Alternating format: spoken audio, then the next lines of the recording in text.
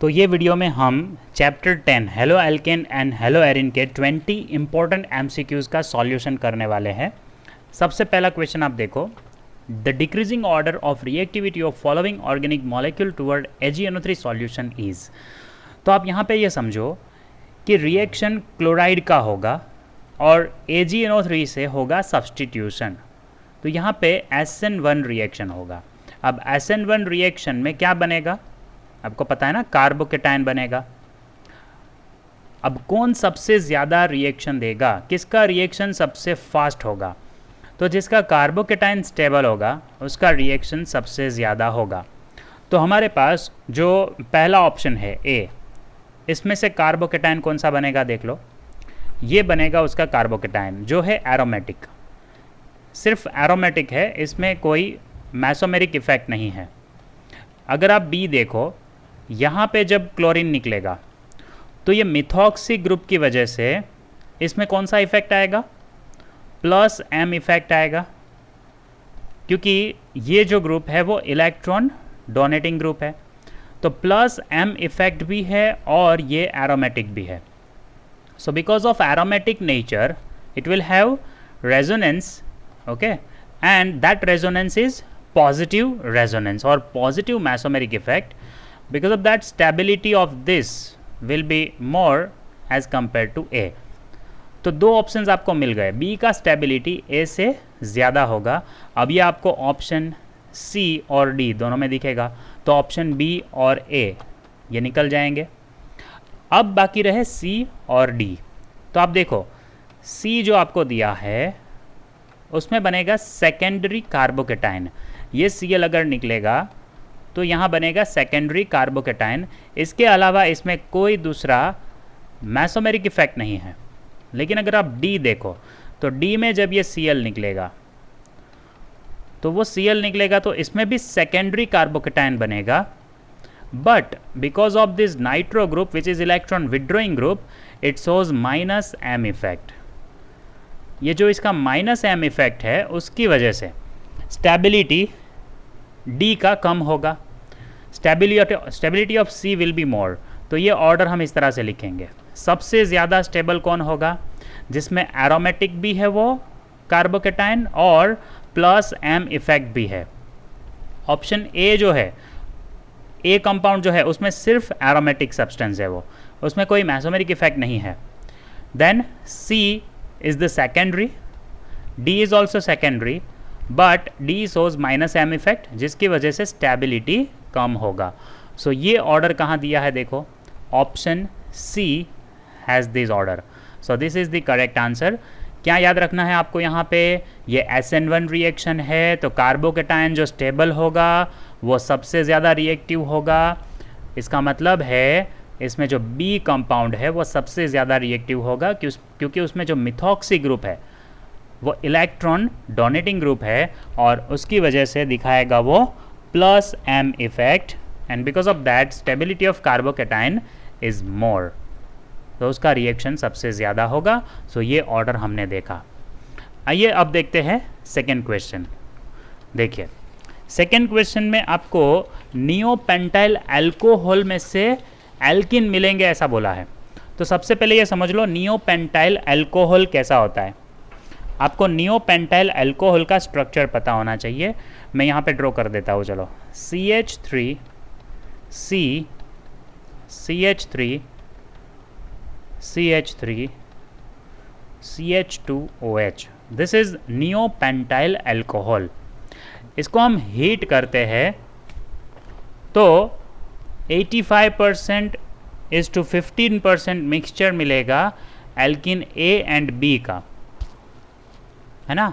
तो ये एल्किन कौन से होंगे, तो सबसे पहले आपको क्या करना है, जब इसको हीट करते हैं विथ एसिड, तो आप एसिड यहाँ पे लोगे H2SO4, इसकी प्रेजेंस में आप हीट करोगे तो ये OH निकलेगा तो कार्बोकेटाइन बनेगा। देखो कौन सा कार्बोकेटाइन बनता है, ध्यान से देखो,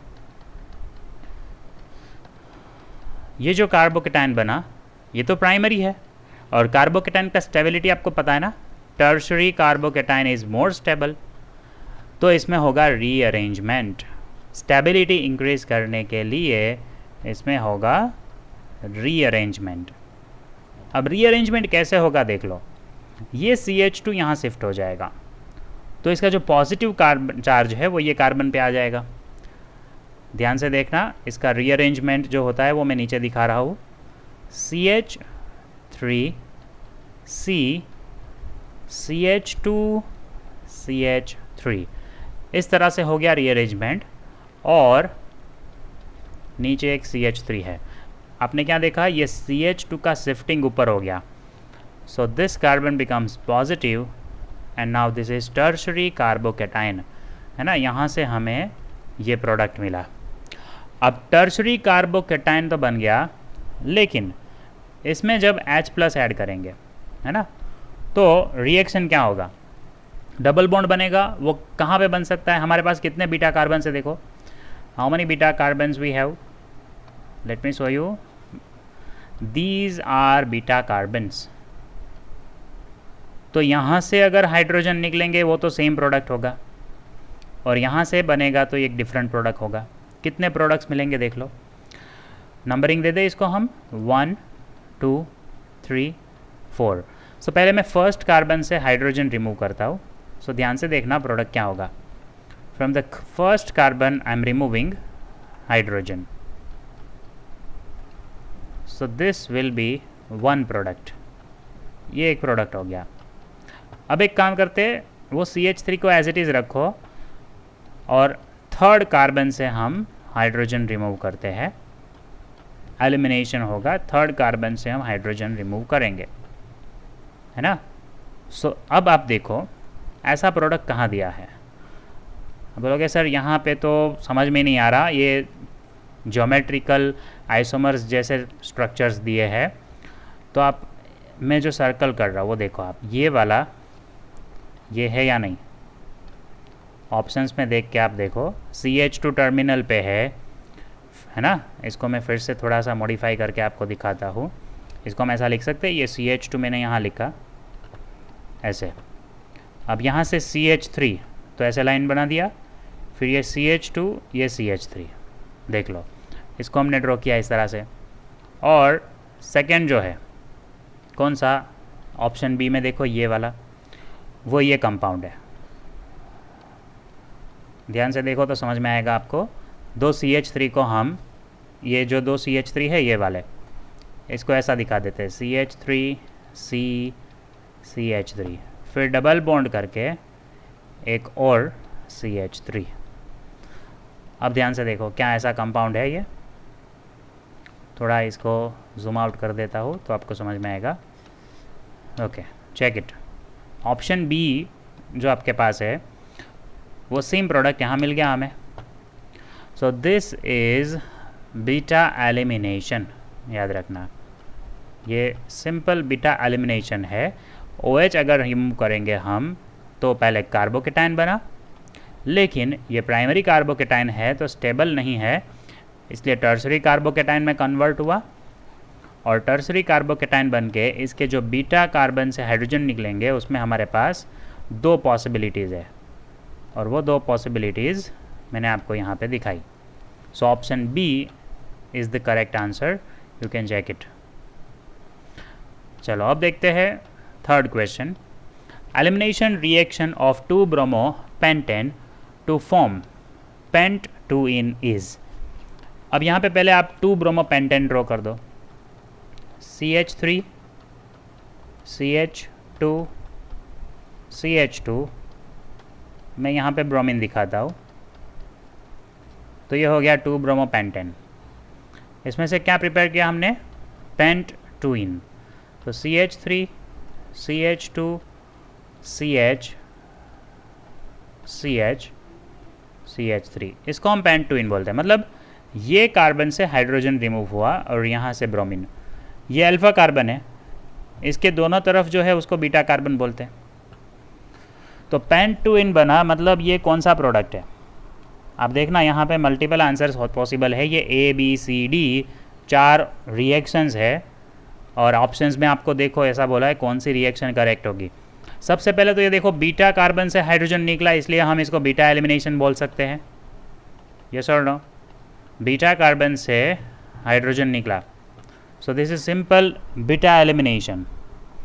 Then the second is Z-safe rule. अब आपको लगेगा ये कौन सा रूल है, ये Z-safe, ये साइंटिस्ट का नाम है, इसको प्रोनाउंस ऐसे करना है Z-safe. जो लिखा है वो Z-safe है, बट इसका प्रोनाउंसिएशन ऐसा है Z-safe रूल. तो Z-safe रूल क्या कहता है, you should have maximum CH3 in your product, है ना. आपका प्रोडक्ट होगा उसमें मैक्सिमम मिथाइल ग्रुप होने चाहिए. तो देखो यहाँ पे पेंटुइन में हमें 2 मिथाइल ग्रुप मिले, तो दिस इज़ ऑल्सो करेक्ट, है ना. This is also called Z-safe. लेकिन Z-safe बोलना नहीं है, बोलने में क्या बोलेंगे इसको हम, Z-safe rule. And the next is dehydrohalogenation. देखो इसमें हेलोजन निकला ब्रोमीन और बीटा कार्बन से हाइड्रोजन निकला, तो इसको हम डीहाइड्रोहेलोजिनेशन भी बोल सकते हैं, दैट इज़ ऑल्सो करेक्ट. तो एक ही रिएक्शन है, उसके 3 नाम हो गए. देखो this is also called beta elimination, is also called Z-safe rule. Z-safe बोलने में क्या बोलना है, Z-safe. And it is also dehydrohalogenation. अच्छा, डिहाइड्रेशन है या नहीं, तो ये डिहाइड्रेशन नहीं है. डिहाइड्रेशन मतलब उसमें वाटर मॉलिक्यूल निकलना चाहिए, यहाँ पे H और Br निकलते हैं, वाटर मॉलिक्यूल नहीं निकला है. So this is not dehydration.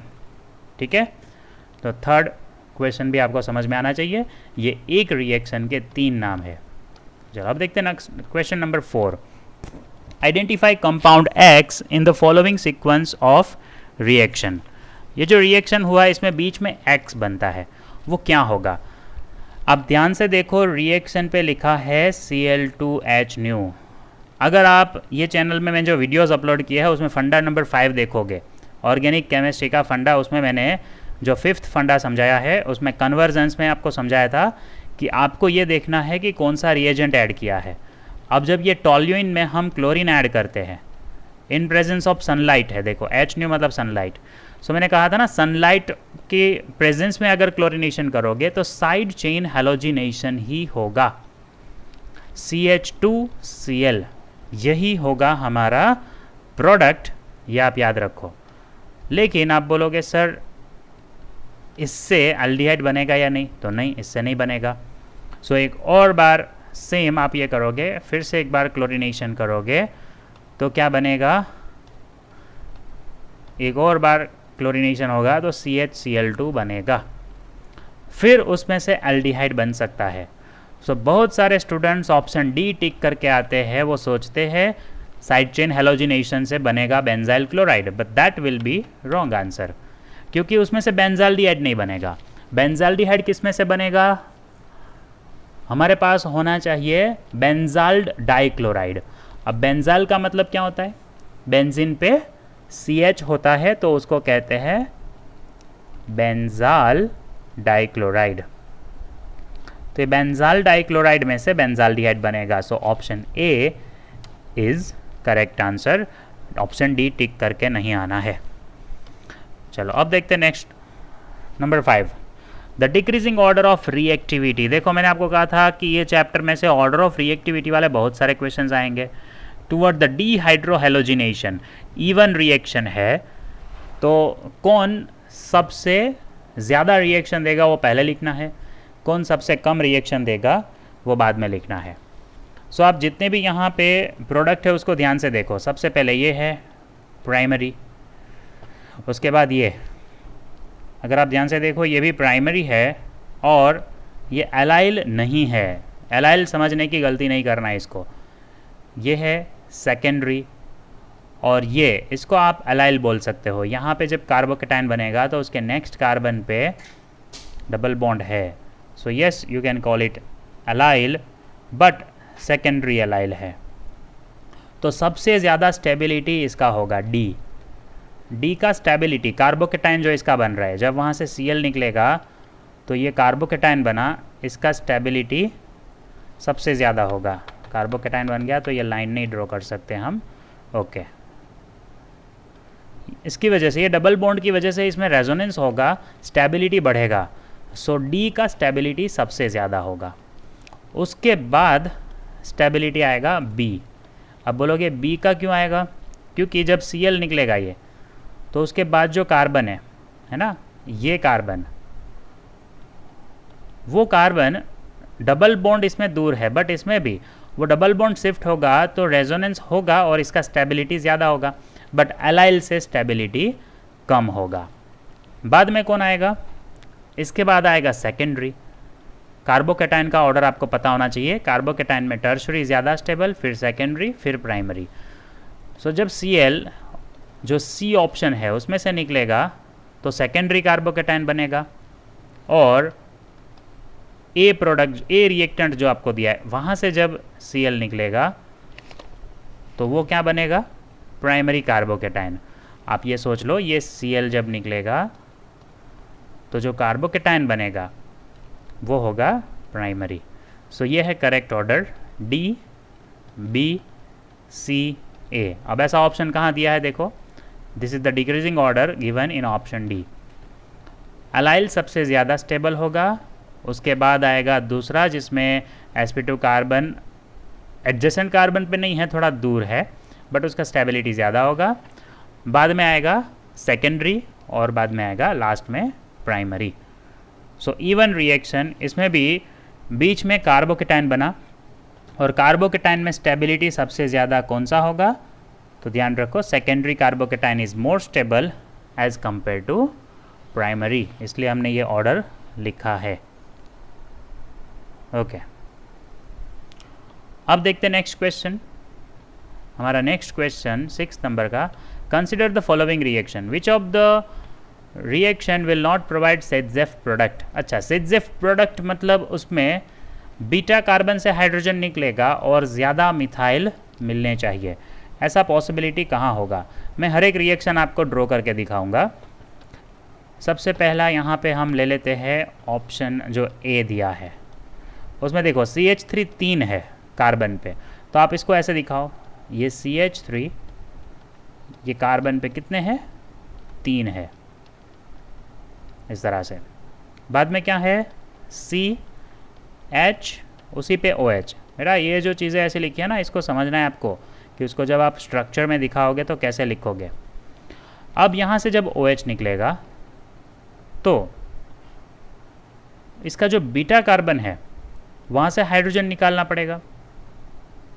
So beta carbon कौन सा होगा इसका? देखो, बीटा कार्बन ये है, इसमें अगर आप देखो तो एक भी हाइड्रोजन है। ऑप्शन ए अगर ध्यान से देखो तो इसमें एक भी हाइड्रोजन नहीं है, लेकिन ये हाइड्रोजन का शिफ्टिंग होगा, ये हाइड्रोजन यहाँ शिफ्ट होगा। So see how the reaction happens.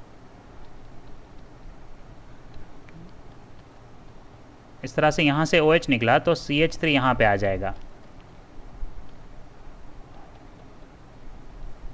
ये CH3 का शिफ्टिंग हो जाएगा ये कार्बन पे।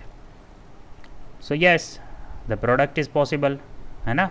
इस तरह से हमें सेटजेफ प्रोडक्ट मिलेगा। मैक्सिमम CH3 है इसमें, देखो ये हाइड्रोजन का शिफ्टिंग हो गया है, ध्यान रखना है इसे।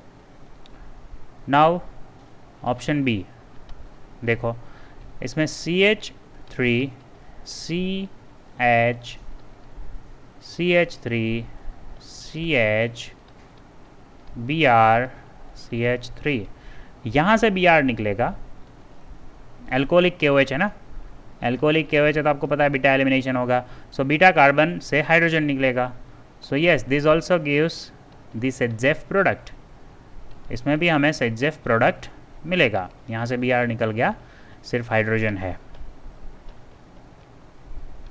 सो B is also giving the सेटजेफ product. Now look at C। C आप देखो, उसमें CH3 ट्वाइस है, इस तरह से CH3 2 है ये CH पे, then this CH has Br and here we have CH3 in presence of what we are doing the reaction। see, CH3 thrice CO, ये नेगेटिव है, इस पे K प्लस है, but this will lead to the product like this. यहाँ पे beta elimination तो होगा, लेकिन ध्यान से देखना कैसा रिएक्शन है।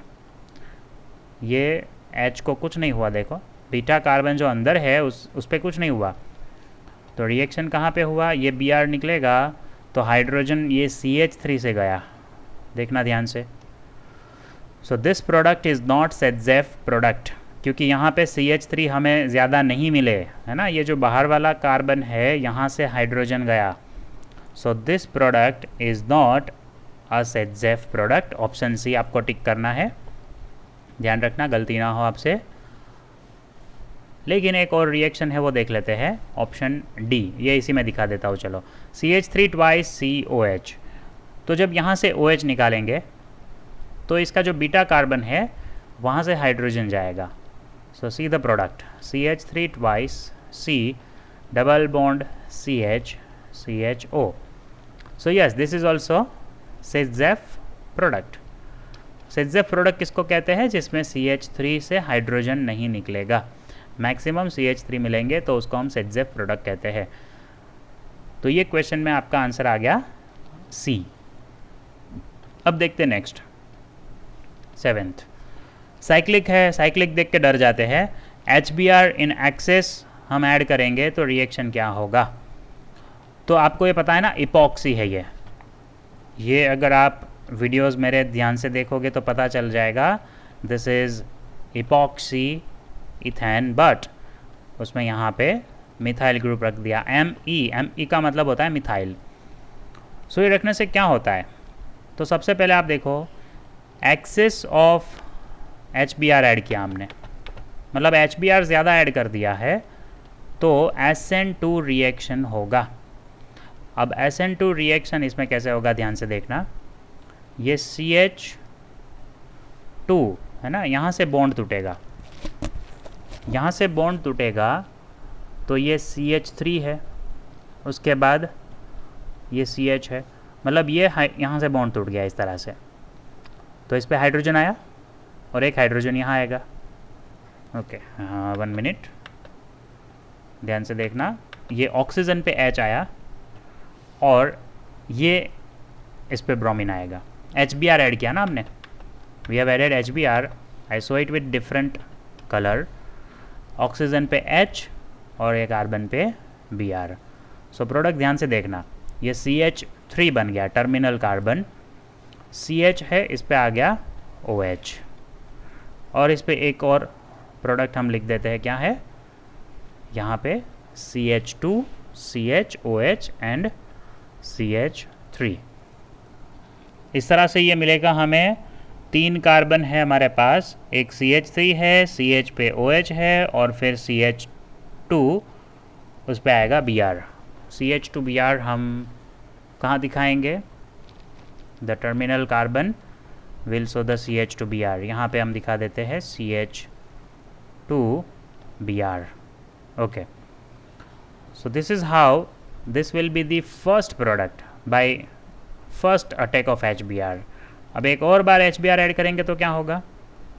One more time if we add HBr, this OH also will be removed, ये OH भी रिमूव हो जाएगा, तो CH3 CHBr CH2Br ऐसा मिलेगा हमें। सो अगर इसका नाम देखो आप तो 1,2 डाइब्रोमोप्रोपेन, ऐसा कहाँ पे है देखो तो, 1,2 dibromopropane. It is very simple, here it C 1 2 and this methyl is 3, तो 1,2 डाइब्रोमोप्रोपेन दिख गया आपको। सिंपल है ये। हमारे पास इपॉक्सी प्रोडक्ट है, इपॉक्सी में से हमने ये लिया है। बस आपको ये ध्यान रखना है कि जब हम HBr ऐड करेंगे तो इपॉक्सी में ऑक्सीजन और कार्बन के बीच में जो बॉन्ड है वो टूटेगा, ऑक्सीजन पे H अटैच होगा और कार्बन पे Br। चलो अब देखते हैं next reaction number 8। Among the following reactions that proceed through an electrophilic substitution is। अब इसमें से कौन सा रिएक्शन है जिसमें इलेक्ट्रोफिलिक सब्सटीट्यूशन होगा, वो आंसर आपको देना है। इलेक्ट्रोफिलिक सब्सटीट्यूशन किस में होगा? मैं डायरेक्टली आपको आंसर दे रहा हूँ। जितने भी रिएक्शंस है आप देखो, इसमें HCl ऐड करेंगे तो इन प्रेजेंस ऑफ हीट सिर्फ क्या होगा, ये OH रिमूव होगा with H and Cl attaches, but that Cl is negative, तो ये न्यूक्लियोफिलिक सब्सटीट्यूशन हुआ।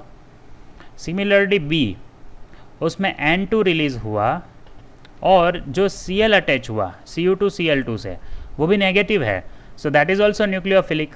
तो ये सारे जो रिएक्शंस है, ऑप्शन ए ये न्यूक्लियोफिलिक रिएक्शन है, ये न्यूक्लियोफिलिक रिएक्शन है, मतलब इसमें जो अटैच होता है ग्रुप वो इलेक्ट्रोफिलिक है, वो न्यूक्लियोफाइल है, E-, इस तरह से आप दिखाओगे इसको।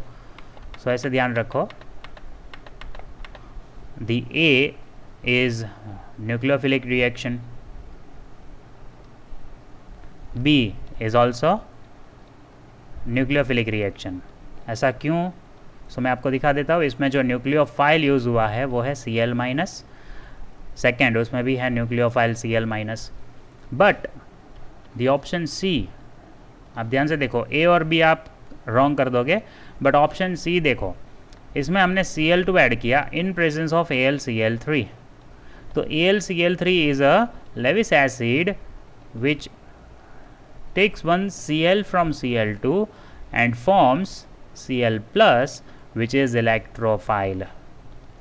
ये Cl plus बन गया, वो इलेक्ट्रोफाइल है, तो इसका अटैक बेंजीन पे होगा as a electrophile. So yes, this is electrophilic substitution. Once again you see option D, in that in presence of sunlight when the reaction takes place, Cl2 converts into radical. So that is radical mechanism. That reaction takes place by radical mechanism. So that is also not correct answer. So ध्यान रखना, option C is the correct answer, जिसमें electrophile बनता है तो उसमें electrophilic substitution होगा। अब देखते हैं next, number 9। An alkene A on reaction with ozone and zinc H2O gives propanone and ethanol in equimolar, यहाँ पे थोड़ा स्पेलिंग मिस्टेक है, equimolar ratio. Addition of HCl to alkene A gives B as a major product. The structure of product B is, तो सबसे पहले आपको ये पता करना है A क्या होगा।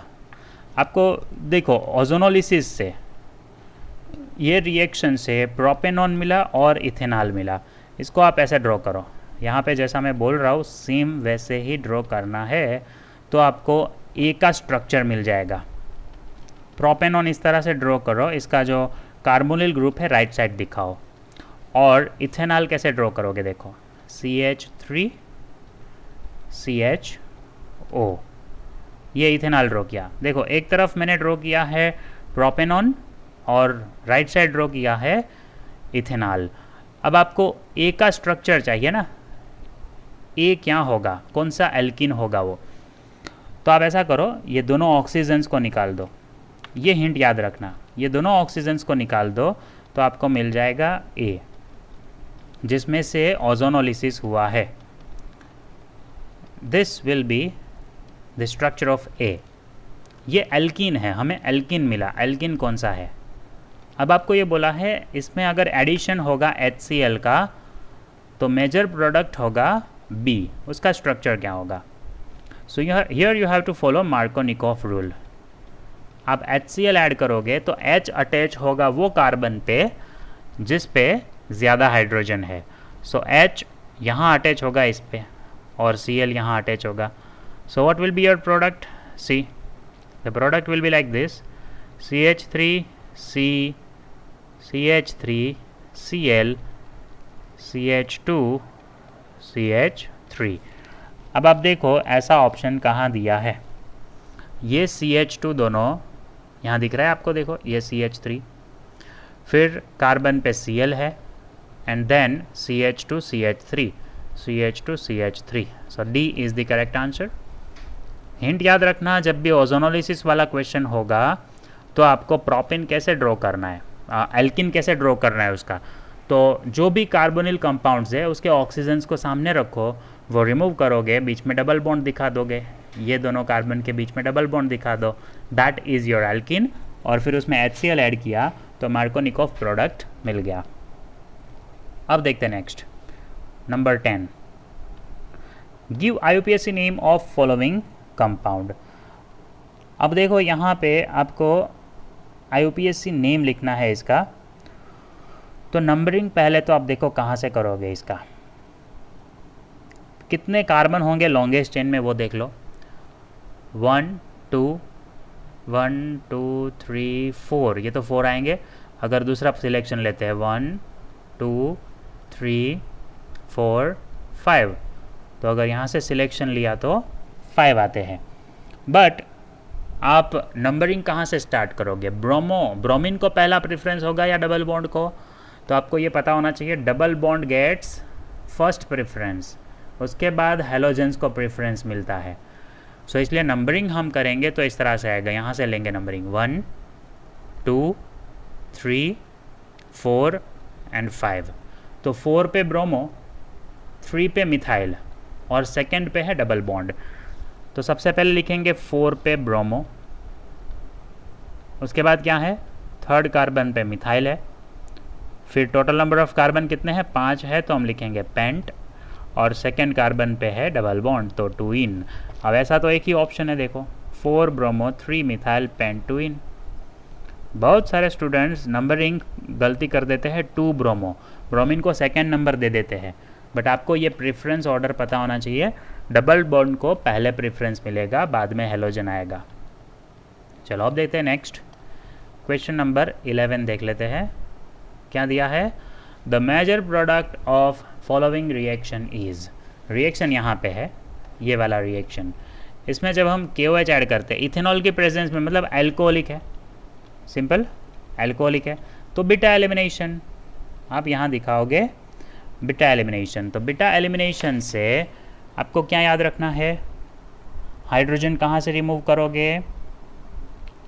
अगर आप ब्रोमीन लेते हो तो हाइड्रोजन ऐसे कार्बन से रिमूव करोगे जहाँ पे कम हाइड्रोजन होंगे, जो कार्बन पे कम हाइड्रोजन से। तो मैं ये वाला स्ट्रक्चर ही वापस ड्रॉ करता हूँ, फिनाइल, फिर ये कार्बन पे आप एक हाइड्रोजन है ऐसा समझ लो, ऊपर है CH3, फिर यहाँ पे है CH Br, फिर यहाँ पे है CH2, ये कार्बन, यहाँ पे है CH2 CH3, और यहाँ पे है Br।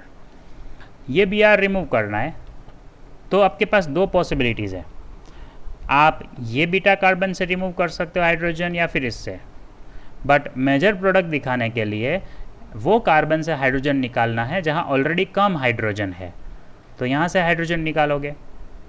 और सिमिलरली ये ब्रोमीन जब निकालना है तो आपके पास दो ऑप्शंस है, वो दो ऑप्शंस कौन से हैं, आप या तो ये वाला जो कार्बन है यहाँ से निकालोगे हाइड्रोजन, या फिर अंदर से। सो इन दैट केस आप ये जो बाहर है वहाँ से निकालोगे, क्योंकि इसका स्टेबिलिटी ज़्यादा होगा, दोनों तरफ हाइपर कॉन्जुगेशन दिखाता है। ये ऑप्शंस आपके पास है, अभी देखो सिंपल आपको सेटजेफ रूल फॉलो करना है। सेटजेफ रूल फॉलो करोगे और आंसर दोगे, which one will be the correct answer. So I am showing here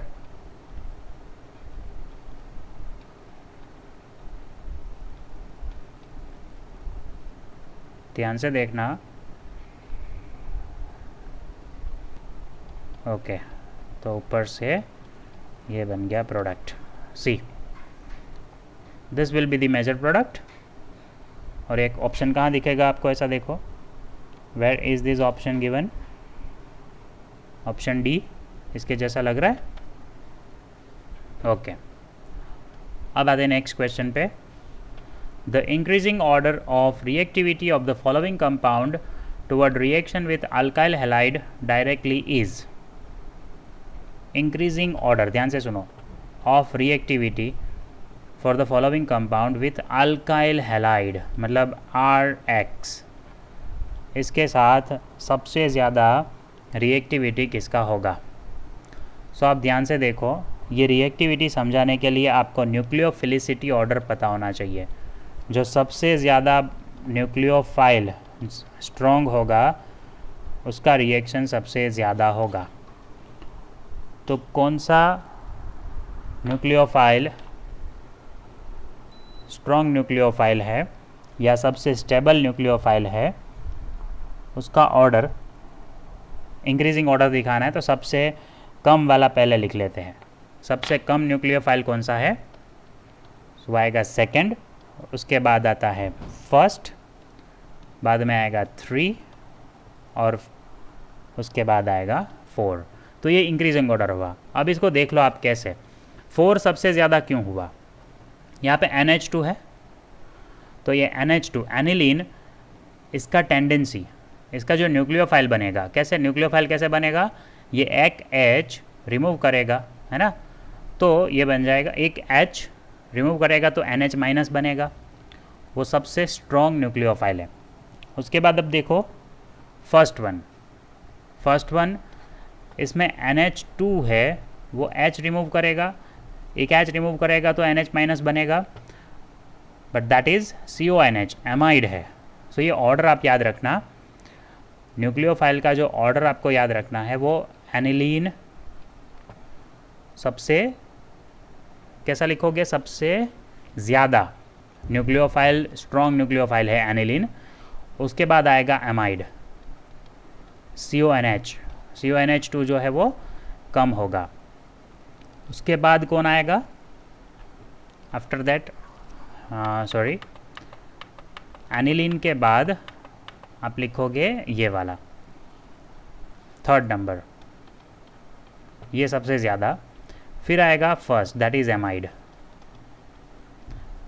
and then comes phthalimide. So ये ऑर्डर है न्यूक्लियोफिलिसिटी का। सबसे ज़्यादा जो स्ट्रॉन्ग न्यूक्लियोफाइल होगा उसका रिएक्शन सबसे ज़्यादा होगा। सो ऑर्डर ऑफ रिएक्टिविटी में एनिलीन का रिएक्टिविटी सबसे ज़्यादा होगा और थैलेमाइड का रिएक्टिविटी सबसे कम होगा। अब देखते हैं next, compound A C8H10O is found to react with NaOI produced by reacting Y with NaOH and yield a yellow precipitate with characteristic smell. A and Y are respectively. Okay, पहले तो आप ये समझो जो कंपाउंड A आपको दिया होगा वो कौन सा होगा, और वो रिएक्शन कर रहा है NaOI के साथ, produced by reacting Y with NaOH। सो ये आप समझो कि रिएक्शन क्या हुआ होगा। ऐसे NaOH सपोज I2 के साथ रिएक्ट हुआ तो सबसे पहले ये बना होगा NaOI, है ना, इस तरह से ये रिएक्शन हुआ होगा। अब इसका रिएक्शन होता है ये कंपाउंड के साथ। कंपाउंड ध्यान से देखना, ये कंपाउंड के साथ किसका रिएक्शन हुआ, NaOI का। तो क्या मिलेगा देखो, C double bond O CH3, मतलब ये दोनों H रिमूव हो गए ये। सो this is nothing but oxidation, you can say, ये ऑक्सीडेशन हुआ, ठीक है। ऑक्सीडेशन होके हमें ये प्रोडक्ट मिला। कहाँ दिया है ये प्रोडक्ट, आपको देखना है ध्यान से। आप अगर C देखोगे, है ना, तो इससे रिएक्शन होगा और हमें मिलेगा कीटोन, ये एसिटोफिनोन है। और ये एसिटोफिनोन का अगर रिएक्शन होता है आगे I2 एंड NaOH के साथ, तो जो प्रोडक्ट मिलेगा वो है सोडियम बेंजोएट एंड CHI3। अब यहाँ जो लिखा है ना येलो प्रेसिपिटेट, ये येलो प्रेसिपिटेट ये है iodoform, this is yellow, iodoform है जिसका कलर होता है येलो। सो ये आयोडोफॉर्म टेस्ट है। ये मैंने आपको समझाया है कि जब हमारे पास मिथाइल कीटोन है तो उसका आयोडोफॉर्म बन सकता है, मिथाइल कीटोन में से आयोडोफॉर्म बन सकता है।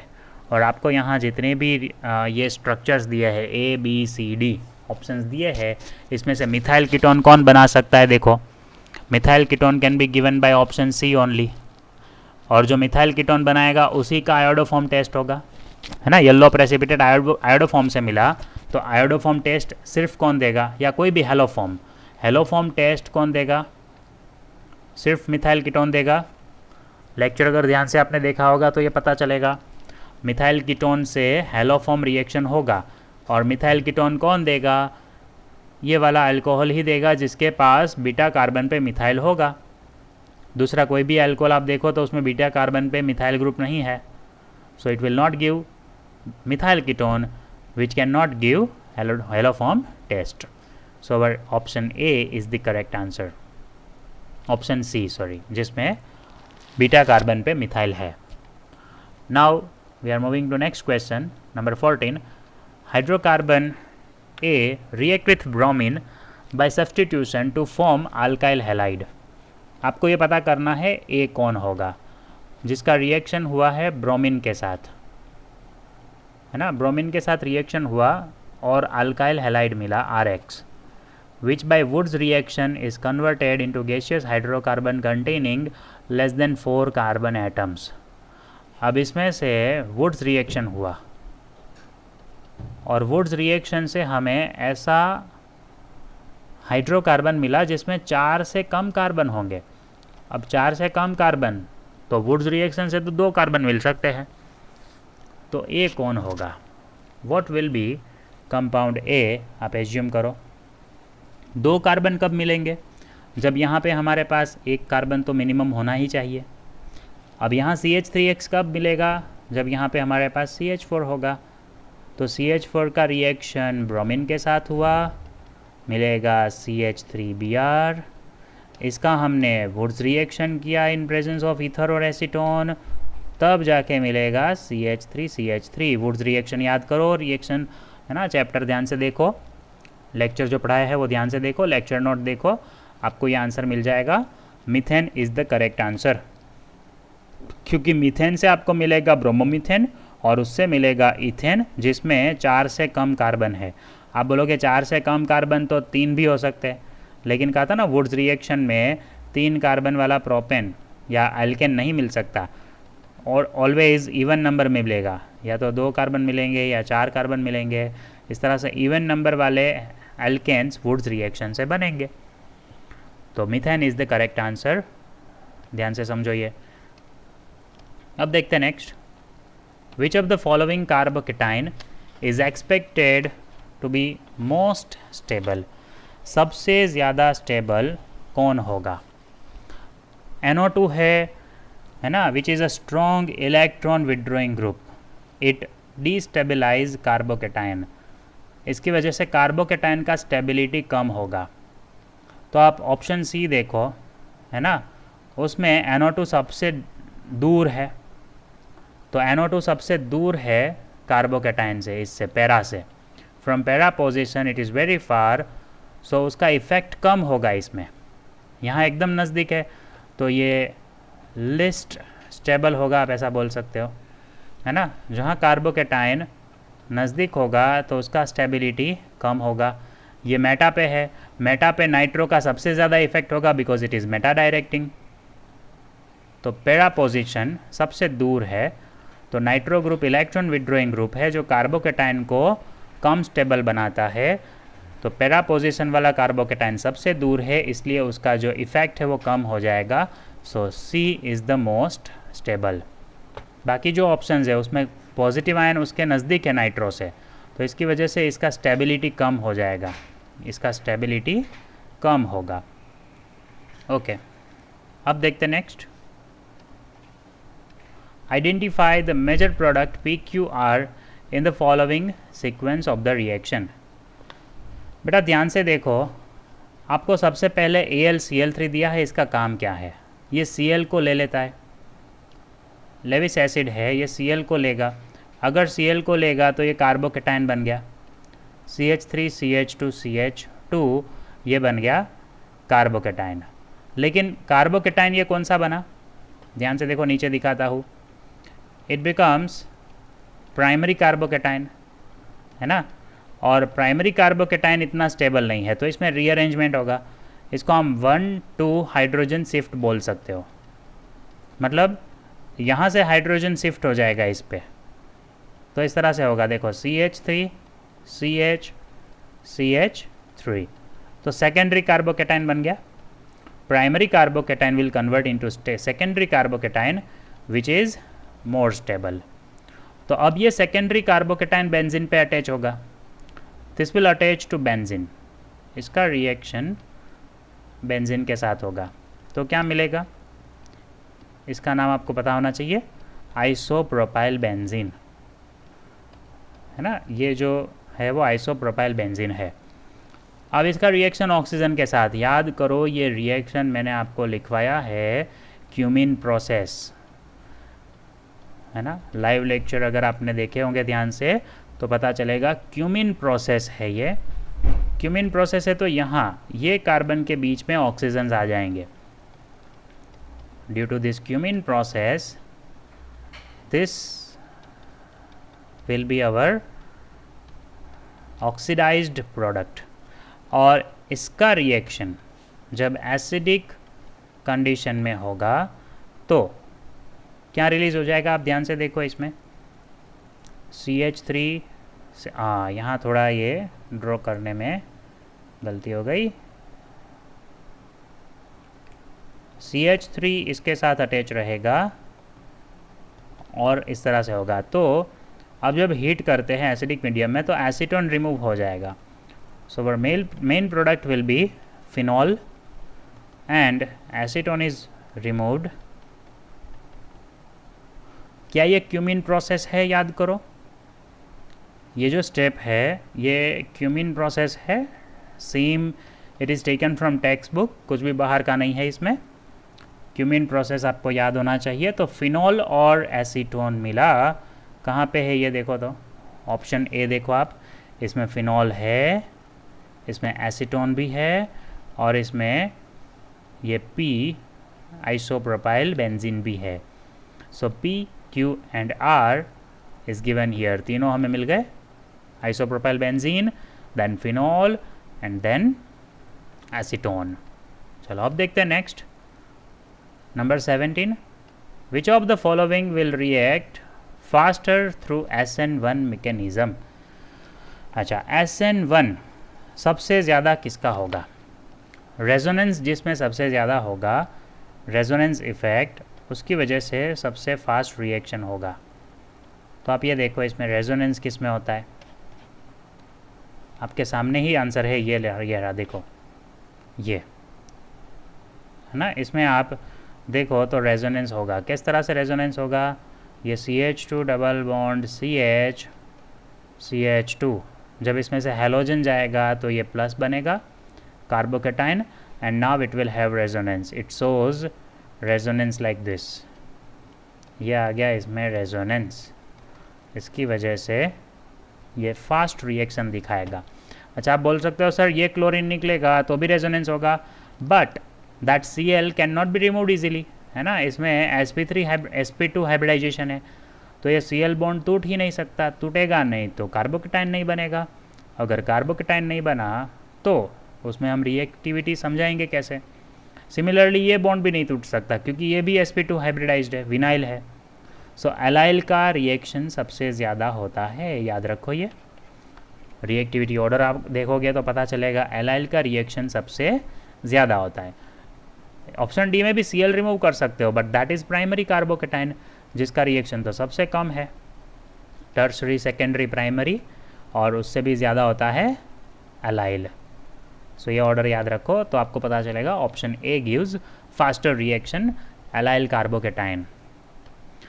Okay, then we have number 18, the letter D in D glucose signifies. अब यहाँ पे आपको जो स्टीरियो केमिस्ट्री समझाया था हेलो एल्केन हेलो एरिन्स में वो याद रहना चाहिए, है ना। D का मतलब क्या होता है, पहली बात तो ये डेक्स्ट्रो रोटेटरी नहीं है क्योंकि डेक्स्ट्रो रोटेटरी और लिवो रोटेटरी इसमें हम small d and small l use करते हैं। Capital D has no relations with rotation of light, तो ये है क्या, configurations at all chiral carbon, ये भी नहीं हो सकता, है ना। दैट इज़ मोनोसेकेराइड, ये भी गलत है। डी ग्लूकोज मोनोसेकेराइड है, उसका डी के साथ कोई रिलेशन नहीं है। सो डी है क्या, अब देखो ये डी, ऑप्शन डी देखो, कन्फिग्रेशंस एट पेनल्टीमेट किराल कार्बन, मतलब क्या है, मैं एक ऑप्शन देता हूँ आपको, ये देखो CHO, CH, OH, CH2OH। अब ये जो किराल कार्बन है इसमें आप OH को किस तरफ रखोगे, राइट साइड रखोगे या लेफ़्ट साइड, तो उसके हिसाब से आप इसको नाम दोगे। जैसे ये डी है क्योंकि यहाँ पे आपने OH को राइट साइड रखा है, so this is D configuration. So penultimate chiral carbon, ये वाला जो किराल कार्बन है इस पे कन्फिग्रेशन कैसा है उसको आप बोलोगे कैपिटल डी। अगर यहाँ पे OH आप लेफ़्ट साइड लिखोगे इस तरह से, तो ये हो जाएगा L। So capital D, capital L are the configurations at the penultimate chiral carbon. मतलब ये वाला जो कार्बन है इस पे आपको सिर्फ देखना है कि OH किस तरफ है। सो OH का पोजीशन या कोई भी फंक्शनल ग्रुप जो है उसका पोजीशन आप DL कन्फिग्रेशन से दिखाते हो। अब आता है नंबर 19 पे। Among halogens, the one which can oxidize water to oxygen is, कौन इसमें वाटर को ऑक्सीडाइज कर सकता है? तो फ्लोरीन, क्लोरीन, ब्रोमीन, आयोडीन। इसमें स्ट्रॉन्ग ऑक्सीडाइजिंग एजेंट सिर्फ एक है, फ्लोराइड, है ना। सिर्फ ये वाटर को ऑक्सीडाइज कर सकता है। कैसे ऑक्सीडाइज करेगा उसको? O2F2 बना सकता है, OF2 बना सकता है ना। इसमें ये +1 है, इसमें +2 है। तो ऑक्सीजन को ऑक्सीडाइज सिर्फ फ्लोराइड कर सकता है, फ्लोरीन कर सकता है सिर्फ उसको ऑक्सीडाइज, याद रखो। दूसरे हैलोजेंस नहीं कर सकते। Which of the following pair shows highest bond dissociation enthalpy among halogen and lowest bond dissociation enthalpy among hydrogen halides? So दो ऑप्शंस है। पहला आपको दिखाना है हाईएस्ट बॉन्ड डिसोसिएशन एंथैल्पी। किसका बॉन्ड डिसोसिएशन एंथैल्पी हाईएस्ट होगा amongst halogen, and then the lowest bond dissociation enthalpy amongst hydrogen halides. So halogens में आपके पास ऑप्शंस है F2, Cl2, Br2 and I2। Similarly in halides you have HF, then HCl, HBr, HI। तो bond dissociation enthalpy, कौन सा bond easily टूटेगा, है ना। फ्लोरीन का रिएक्शन सबसे फास्ट होता है, मतलब ये बॉन्ड ईजिली टूटता है। तो हाईएस्ट बॉन्ड एंथैल्पी किसका होगा? जो बॉन्ड ईजिली नहीं टूटता, सो दैट इज आयोडीन। और similarly lowest bond dissociation enthalpy किसका होगा? So that is HI, it breaks easily, है ना। HI इजीली टूट जाता है, H+ और I- बन जाता है, so it breaks easily, so that shows lowest, and this will not break easily, so it shows highest. So order याद रखना। अगर हैलोजेंस में देखना है तो ऑर्डर इस तरह से होगा, और अगर उल्टा करना है, हैलाइड्स में देखना है तो ऑर्डर उल्टा हो गया। देखो ये दोनों ऑर्डर आपको याद रखने हैं। ओके, सो 20 क्वेश्चंस हमने देखे जिसमें most of the chapter cover हो जाता है। तो ये 20 MCQs का प्रैक्टिस आप करो। इसका क्वेश्चंस का PDF भी आपको डिस्क्रिप्शन में मिल जाएगा अगर आपको ये क्वेश्चंस चाहिए, ठीक है। अगर आपको वीडियो अच्छा लगा है तो चैनल को सब्सक्राइब कर दो।